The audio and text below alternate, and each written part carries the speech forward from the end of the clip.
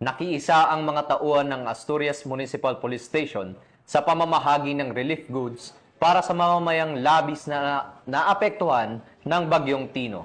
Patrolwoman Judith Nicanor, ibalita mo.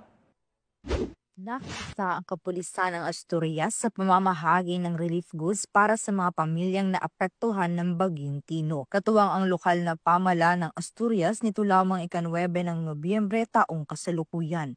Mabilis na kumilos sa mga tauhan ng Asturias Municipal Police Station sa pangunguna ni Police Captain Phil C. Restauro, officer in charge upang maipamahagi ang food box, masuri ang lawak ng pinsala at maipaabot ang agarang tulong sa mga pamilyang labis na naapektuhan ng bagyo. Bukod sa pamimigay ng ayuda, patuloy din ang pagtutulungan ng Asturias PNP at LGU team sa pagpapanatili ng kaligtasan ng publiko at sa mabilis na pagbangon ng komunidad.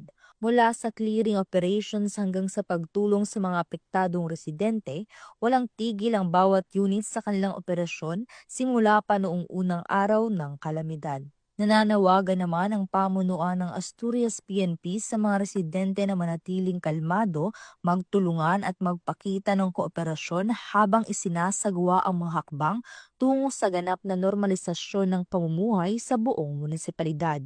Mula dito sa Central Visayas, ako yung Police News Network Correspondent, Patrolwoman Judith Nicanor, alagad ng batas, tagataguyod ng Balitang Pulis.